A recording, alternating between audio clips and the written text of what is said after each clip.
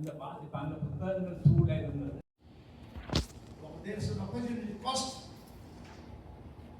மிகப்பெரிய விழாவில் செலவு இருக்கிற சந்தர்ப்பத்தில் இருந்த இலக்கியத்திற்கான இந்த தீவிரம் இப்பொழுது நாம் காண முடியும்.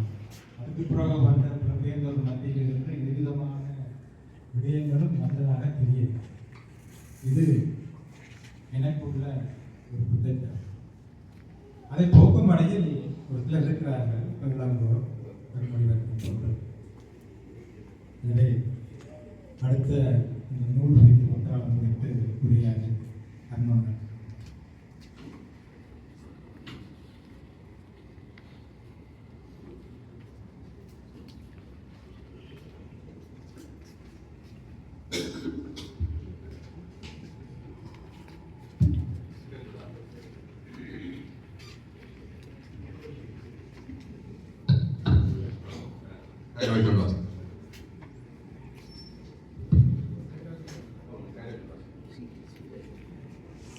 அனைவருக்கும் வணக்கம். நான் ரோமலா கட்டுரைகளாளர் நான் வாசிக்கிறேன்.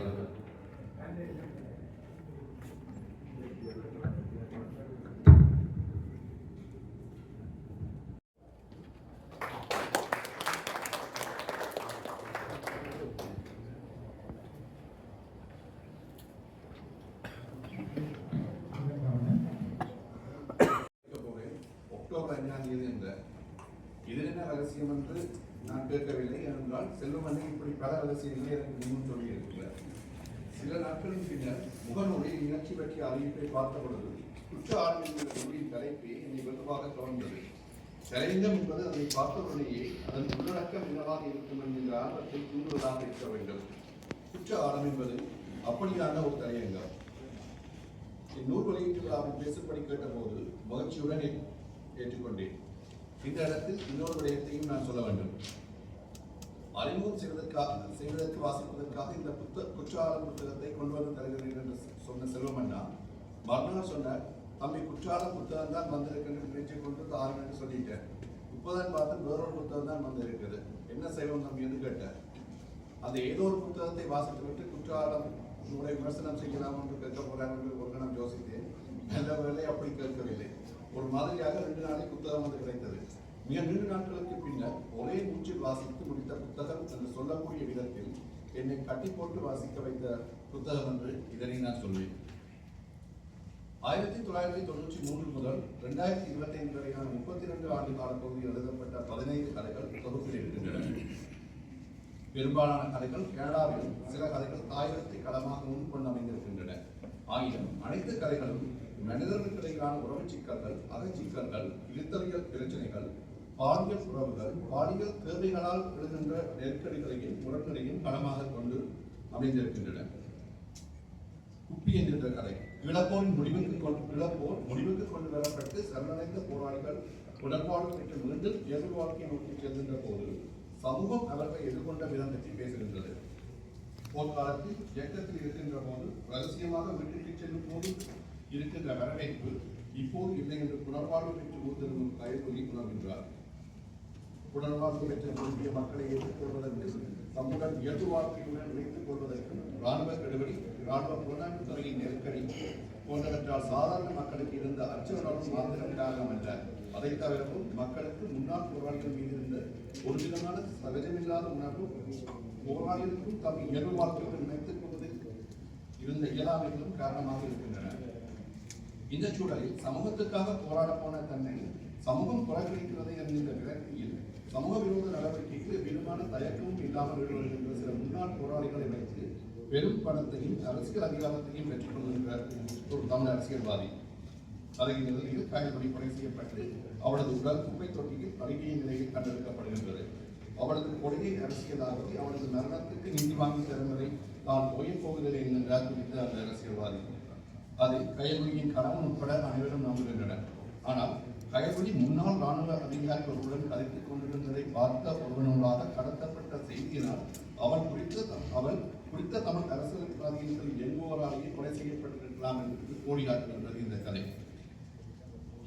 கொலம்பியா, சூடான் போன்ற நாடுகளிலும் யுத்தத்துக்கு முந்தைய காலங்களில் முன்னாள் ஆயுதக்குழு உறுப்பினர்கள் தம்மை இயல்பு வாழ்க்கையுடன் இணைத்துக் கொள்வதில் இருக்கின்ற சவால்கள், அவர்களில் ஒரு பகுதியினர் வன்முறை, சமூக விரோத செயல்களில் ஈடுபடுவது போன்றவற்றிற்கு அவர்களுக்கு வன்மையுடன் ஏற்கனவே இருந்த நேரடி அனுபவம், போராட்டத்தால் ஏற்பட்ட வறுமை, தம்மை நிலைநாட்டிக் கொள்வதற்கான சமூக மூலதனத்தை பெருக்கிக் கொள்ள முடியாமல் போன்ற பல்வேறு காரணிகளை இனங்கண்டுள்ளனர். இக்கதையும் அவற்றை முன்வைப்பதுடன் முன்னாள் போராளிகளை வைத்து தமது ஆதாயத்திற்காக அரசியல் செய்வோரையும் சுட்டிக்காட்டுவது சிறப்பம்சமாகும். தொகுப்பில் உள்ள ஆனந்தனை புரிந்து கொண்டல், ஸ்லீப் ஓவர், பருத்தி ஆகிய கதைகள் நடைபெறுகின்ற மெல்பர்ன் பகுதியில் கதைகள் நடைபெறுகின்ற அதே தொண்ணூறுகளில் நானும் வாழ்ந்திருக்கின்றேன் என்பதால் இந்த கதைகள் குறிப்பிடுகின்ற வெஸ்டில் பாடசாலைக்கு ஒரு கோடைக்கால பாடசாலைக்கு சென்றுள்ளமையாலும் அந்த பிரதேசத்தில் இருக்கின்ற எரிபொருள் நிரப்பு நிலையத்தில் வேலை செய்தமையாலும் எனக்கு இந்த கதைகள் பேசுகின்ற விடயங்கள் இன்னும் நெருக்கமாக இருக்கின்றன. உயர்கல்லூரியில் கற்றுக்கொண்டிருந்த பொழுது ஆங்கில பாடத்தில் நமக்கு பீட்டர்ஸ் எழுதிய ஏப்ரல் ரெண்ட் என்ற நாவல் பாடத்திட்டத்தில் இருந்தது. மேட்டிஸ் ஐடென்டிட்டியைச் சேர்ந்த ஏப்ரல் என்கின்ற 2 சகோதரிகள் தமது வீட்டில் பெற்றோரிடையே இருந்த வன்முறை, அதிகரித்த போதை பொதுப்பாவனை காரணமாக குடும்பத்துடன் இருந்து பிரிக்கப்பட்டு சோசல் குடும்பங்களில் வளர்விடப்படுகின்றனர்.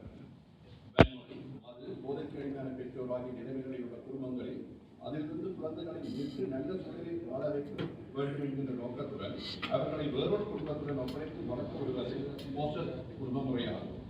ஆனால் அவ்வாறு போசல் குடும்பத்துக்கு அனுப்பப்பட்ட சிறுவர்கள் அங்கு பாலியல் துஷ்பிரயோகங்களுக்கும் மன அழுத்தங்களுக்கும் உள்ளானார்கள் என்றும் அவற்றின் விளைவாக அவர்களும் போதை பாவனைக்கு அடிமையானார்கள் என்றும் பின்னர் ஆய்வுகள் தெரிவித்தனர்.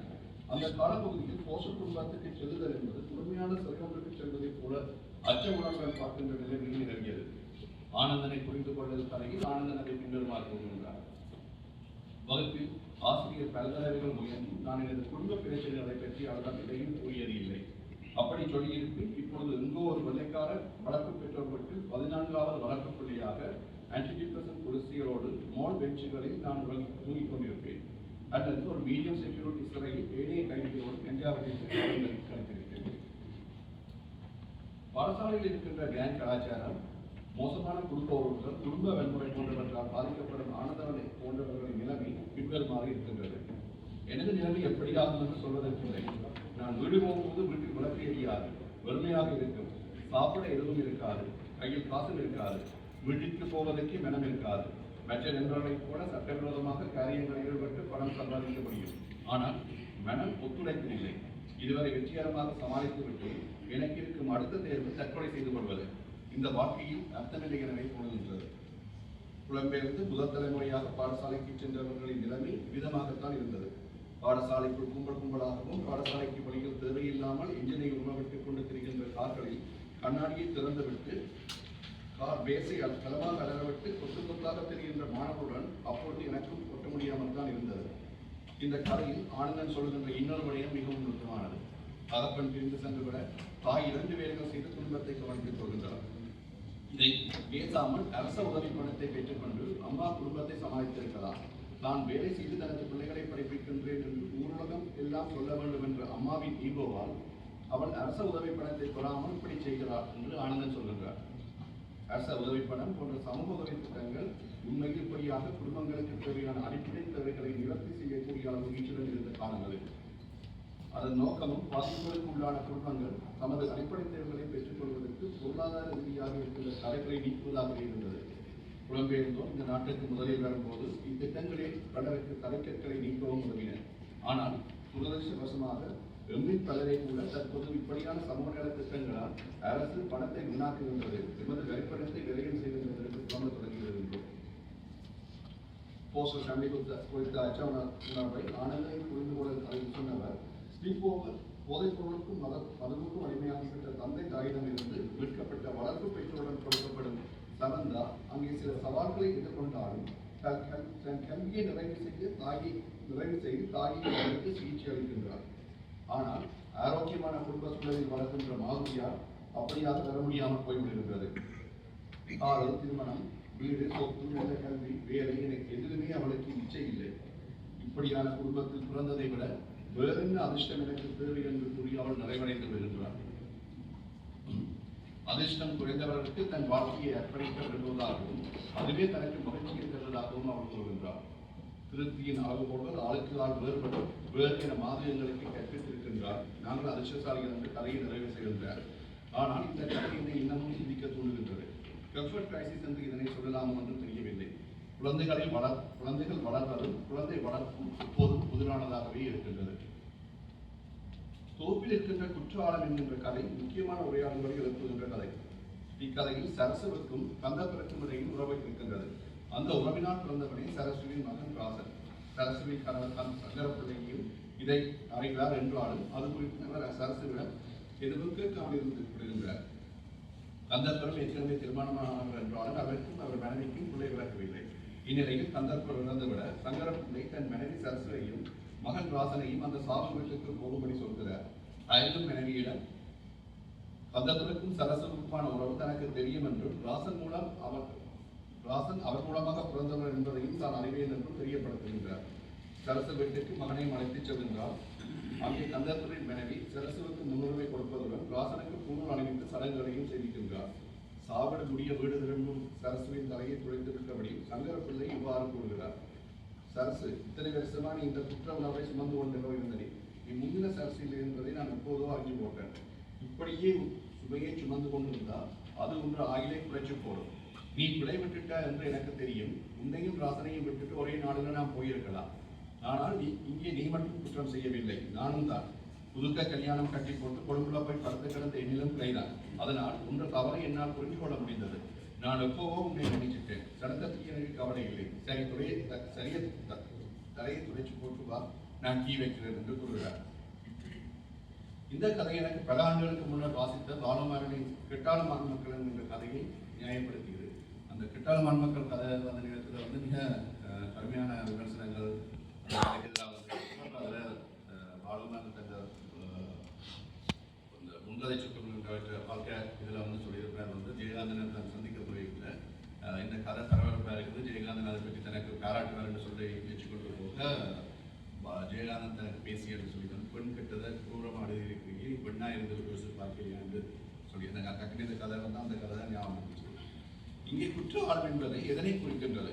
குற்றம் ஒரு விடமாக தங்கிவிடுகின்றது. அதிலிருந்து சரசுவை விடுதலை செய்வதற்கான ஒரு ஆற்றுப்படுத்தலாக இதனை கொள்ளலாமா? கதையில் அப்படித்தான் சரசு அந்த குற்ற உணர்வு விடுபடுவது போல இருக்கின்றது. ஆனால் மனைவி சரசுவின் மனதில் இருந்த விஷத்தை தூக்கி மகன் ராசனின் மூளைக்குள் சங்கரப்பிள்ளை வைத்து விட்டார் என்று சிந்திக்க தோன்றுகிறது. பாஸ்கரன் கதை பின்புத்தி என்கின்ற 2 கதைகள் முதலுடன் எழுதப்பட்டிருந்தாலும் கனேடிய புலம்பெயர் தமிழ் இலக்கிய சூழலையும் எழுத்தாளர்களையும் புத்தக வெளியீட்டு நிகழ்ச்சிகளிலும் இருக்கிற யதார்த்தத்தை எழுதல் செய்வதாக அமைகின்றது. விழாவுக்கு வேற ஒத்துக்கொண்டு முக்கிய பேச்சாளர்கள் தலைமை தாங்குவோர் திடீரென்று வராமல் விட்டுவிட நடக்கும் நிகழ்ச்சிகள், புத்தகத்தை பற்றி பேசாமல் வேறு விடயங்களை பற்றி பேசுதல், ராம்சிவாசனின் மொழியிலே சொன்னால் புத்தகம் தனது கையில் நேற்றுத்தான் கிடைத்ததாக கூறி மாட்டி மரத்தில் கட்டிவிட்டு மரத்தை பற்றி உணங்கி தள்ளுதல், எந்த விதமான முன்னறிவிப்பும் இல்லாமல் சிறப்பு பிரதி வாங்க பார்வையாளர்கள் மேடை கலைக்கப்படுதல், வெறும் ஏற்பாடுகள் கொடுத்து புத்தகங்களை பெற்றுக் கொள்ளுதல் என்கின்ற ஒப்பந்தங்களும் நிகழ்வதாகவே இந்த சூழல் நிகழ்கின்றது. இங்கு என்ன பிரச்சனை என்றால் புத்தக பதிப்பு, புத்தக விற்பனை, எழுத்து என்பவை எல்லாம் தமிழ் சூழலில் ஒரு தொண்டாக சரிட்டியாகத்தான் பார்க்கப்படுகின்றன. புத்தக பரம்பரையும் வாசிப்பையும் இதுவே வளர்க்கும் என்றும் பலரும் கருதுகின்றனர். ஆனால் உண்மையில் இவைதான் இந்த துறைகளை தன்னிறைவு, அதாவது சஸ்டெயின் பண்ண விடாமல் வைத்திருக்கின்றன. கலைஞர்களும் செயற்பாட்டாளர்களும் செய்யும் உழைப்புக்கான பணமதிப்பு கிடைக்காவிட்டாலும் அதுவும் ஒரு உழைப்புத்தான் என்பதை கூட மக்கள் உணர்வதில்லை. இன்னொரு விதத்தில் எழுத்தாளர்கள் செயற்பாட்டாளர்கள் யதார்த்தத்தின் அல்லது நிஜத்தின் வெம்மையை அறியாதவர்களாக இருக்கின்றார்கள். பொருளாதாரம் பற்றிய பிரச்சனை உண்மையை காட்டி எழுத்தாளர்கள் அல்லது கலைஞர்கள் என்று அடைக்கனவில் வாழ்வார்கள் என்பதாக முடித்து விடுவது இருக்கின்றது. செய்க பொருளை என்று வள்ளுவர் சொன்னது எல்லோருக்கும் சேர்த்த பொருளாகத்தான் போன்றிருக்கின்றது. சிவதாசனின் எழுத்துக்கள் தனித்துவமான நடையையும் அவருடைய பார்வையையும் தூய்மையான அவதானங்களையும் நகைச்சுவை கலந்து வெளிப்படுத்துகின்றன. காமம், பாலியல் தேவைகள், பாலியல் திருப்தியின்மை, குடும்ப வன்முறை, போதைப்பொருள் பாவனை என்று பேசாமல் கடந்த விடயங்களை கதைகள் பேசுகின்றன. கர்மசூத்திரம் என்ற ஒரு கதை இருக்கின்றது. திருமணத்தின் பின்னர் மனைவியை திருப்திப்படுத்த முடியவில்லை என்ற தாழ்வு விருப்பமை கொண்ட கணவனும் அதனை வெளிப்படையாகவே காட்டிக்கொண்ட மனைவியும் கருதுகின்றார்கள். பெண் தன் தாயிடம் இதனை சொல்லும் பொழுது, உங்களோட அப்பாவுக்கு இதே பிரச்சனை இருந்தது, நான் பொறுமையாக எல்லாமே எதிர்பார்த்தவரை நடந்தது என்பது போல நடித்து சமாளித்தேன். அவர் பேச்சை வெற்றி கொண்டு தன் ஆம்பளத்தனத்தை தானே வெற்றி கொண்டு போயிருக்கிறார். அம்மாவின் கண்களில் நீர் பிடித்தது. உனக்கு பிறகு 4 பிள்ளைகளை பெற்றவர்கள் என்று சொல்கிறார். தனது பிரச்சனையை விதவையான விஜயலட்சுமி அக்பரோட கணவன் சொல்கிறார். அவள் மனைவியுடன் கதைக்கிறார். அதன் பிறகு பிரச்சனை தீர்ந்தது. இது பற்றி விஜயலட்சுமி அக்கா, நீங்கள் சின்ன பிள்ளைகள், படித்த நீங்கள் வேடியடி கதைகளை நீங்கள் நக்கல் உங்களுக்கு அதில் நம்பிக்கை இருந்தார். வேலியடி, குளத்தடி, கடையடி, கோயிலடி, மதவடி என்று கதைக்கின்ற பேச்சுக்கள் வெட்டி பேச்சுக்கள் அல்ல. அவை ஒரு விதத்தில் ஆற்றப்படுவது கூட. இப்படியான நுண்ணவதானங்களை கொண்ட கதைகளால் நிறைந்திருக்கின்றது இந்த தொகுதி. சந்தர்ப்பத்திற்கு நன்றி. அடுத்ததாக இந்த நூலினுடைய வெளியீட்டு வைபவத்தை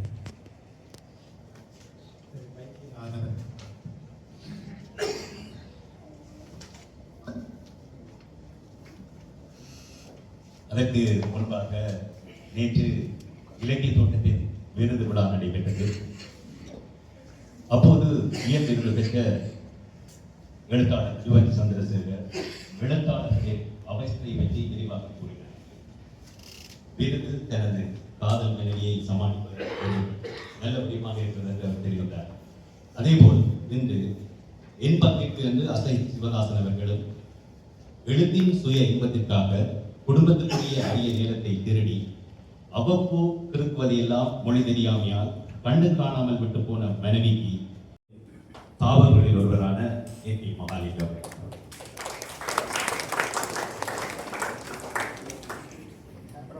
முதல் சிறப்பு பிரதியை பெற அன்புடன் நான் அழைப்பது கனடா தமிழ் தேசிய கூட்டமைப்பின் தலைவர், இந்த வயதிலும் சமூக செயற்பாடுகளில் ஈடுபடுவதுமான திரு நக்கீரன் ஐயா.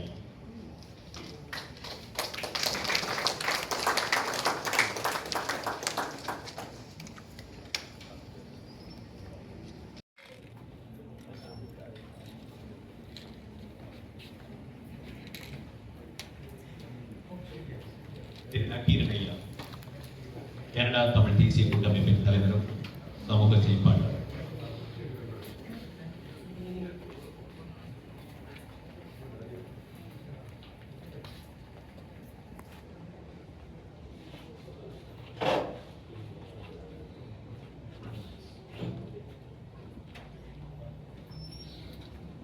அடுத்து லைவ் 100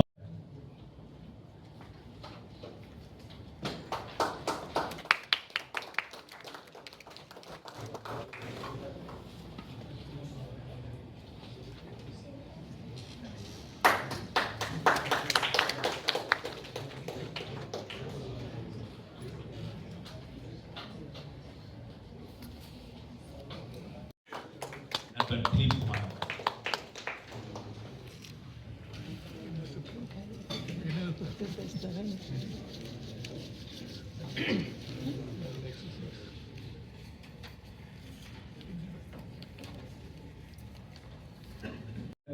கனடிய தமிழர் பேரவையின் பொருளாளர் டில்சான் நவரத்னராஜா.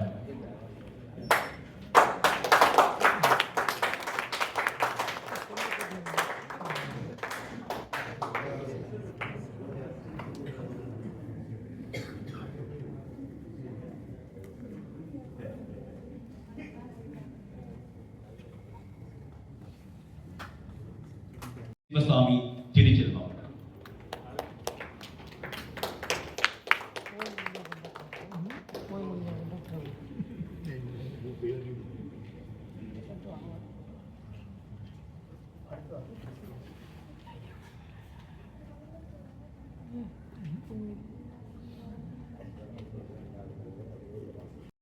எமது நெருங்கிய நண்பர் சமூக செயற்பாட்டாளர் சந்திரன் அவர்கள்.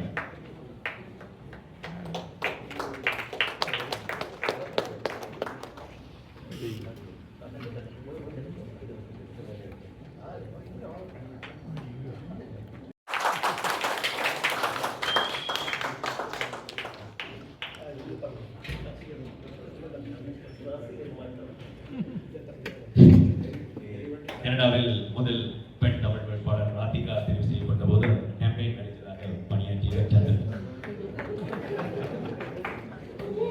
நிறைவாக நேற்று இலக்கிய தோட்டத்தில் விருது பெற்ற இலக்கிய ஆளுமைகள் 4 பேரையும்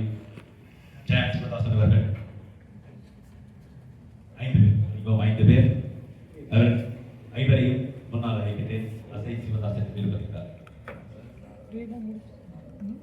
ரவி சுப்பிரமணியம், யுவன் சந்திரசேகர், சச்சிதானந்தன் சுகிதராஜா, ரவி அருணாச்சலம் மற்றும் பிச்சா.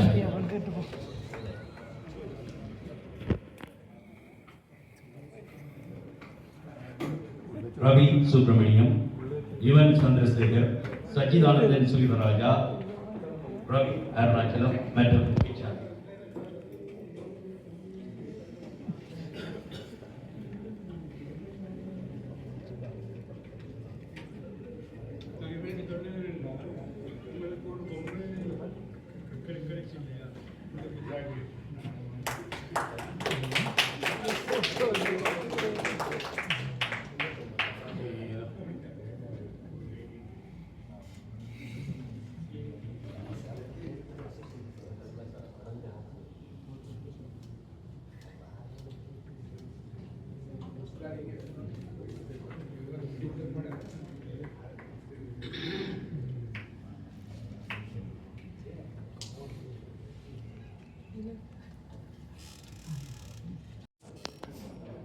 Welcome to Canada.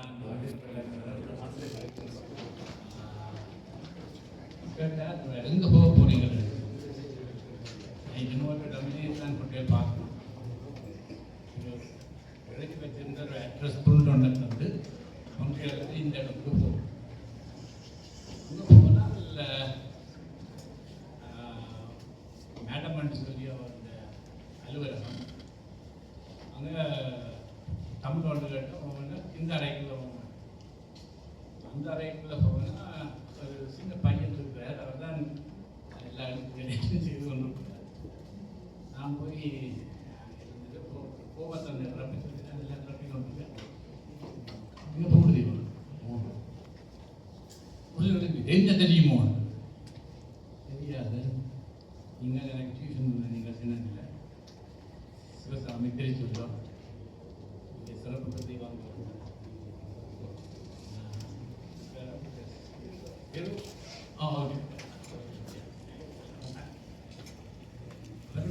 எங்க போறீங்க? எங்க தங்க போறீங்க? ஒரு இடமும் நான் பார்க்கல. எந்த போய் இந்த கரணம் ஆரம்பம் அவரை இந்த இடத்துல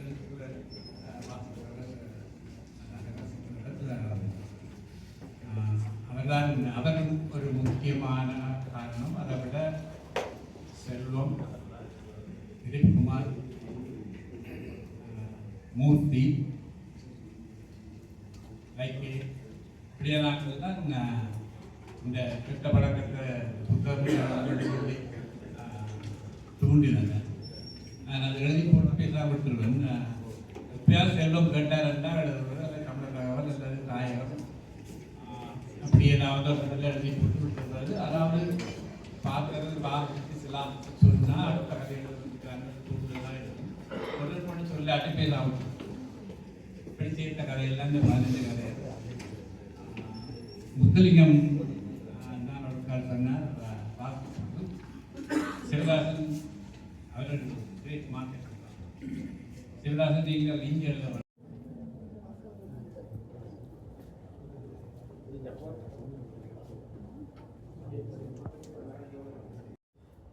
எத்தனை தடவை கோயில் இடமாறு, சன்னதி எத்தனை தடவை இடமாறு, கதிர்காமம் எத்தனை இடமாறு, கோவில் அடிக்கிற இடமாறு. வணிக செல்வாக்க பண்பாட்டு செல்வார். இப்படி இந்த நிறைய கேள்விகள், இந்த கேள்விகளை பற்றி நாங்கள் மனசிந்தனை செய்ய வேண்டிய ஒரு காலகட்டத்தில் இந்த மூன்றாம் தலைமுறைகளாக நாங்கள் இருக்கின்றோம். மிக முக்கியமான கவலை நீங்கள் தமிழில் எழுதியிருக்கிறீர்கள். போர் ஜோசப் அவர்களை அழைக்கிறேன்.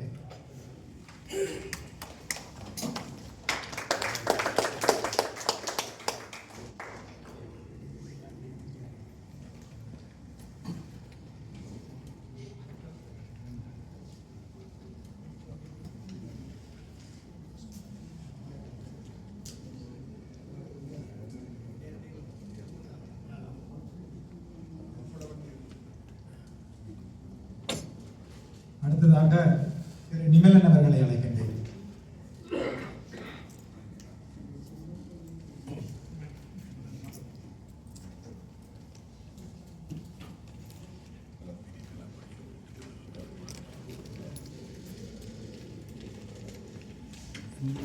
உங்களோட படம் எடுத்தால் நான் பிரபலமாகலாம். அப்படி நினைக்கிறீங்களா? அடுத்ததாக நண்பர் திரு சிவகுமாரன் அவர்களை அழைக்கின்றேன்.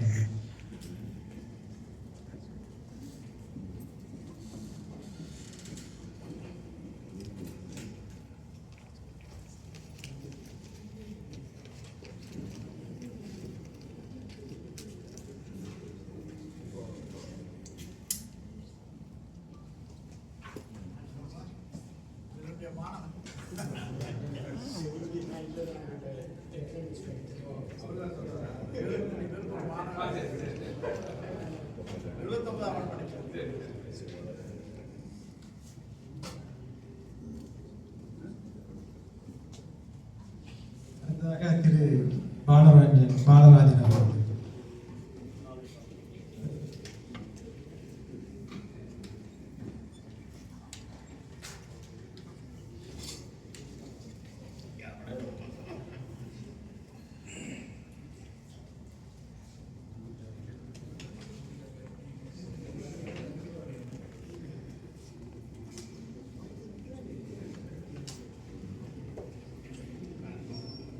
அடுத்ததாக சுரேஷ் தமிழ் எழுத்தாளர் இணையம் அகனி சுரேஷ்.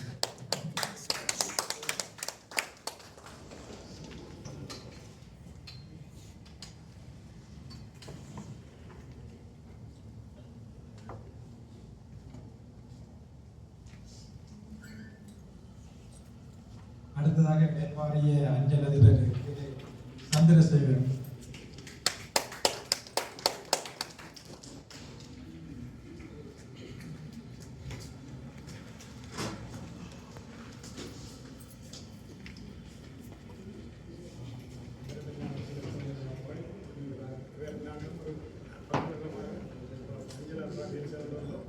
அப்பொழுதும் புத்தகங்களை வைக்க மாட்டேன். 8-24 மணி நேரம் புத்தகங்களாக இருக்கும். நைட் ஷிஃப்ட் வந்தால் கூட அப்படி புத்தகங்களை வாசிக்கணும். எனக்கு சிங்களம் கலைகளாக தெரியும். இந்த இடத்துல அப்பாவின் எடுத்து போனது கட்ட பாரதேசி. அங்கே போய் சிங்களம் படிக்கணும், சிங்களம் தெரிஞ்சால் சிங்களம் படிக்க போனேன். அப்படியே ஓர்வம் உள்ளது. இதையும் செய்து முடிக்கணும் என்ற இதுவும் இருந்தால் தைரமெடிக்காக இந்த என்ன வேலை இருந்தாலும் அது நல்ல இருக்கிறது செய்யும். அந்த வெட்டிக்கு நான் வாசிக்கிறேன்.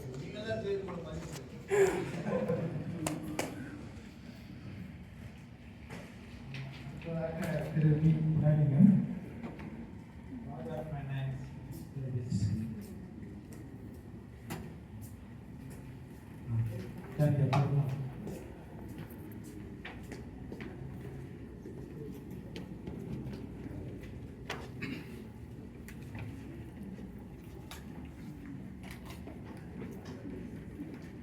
நன்றி.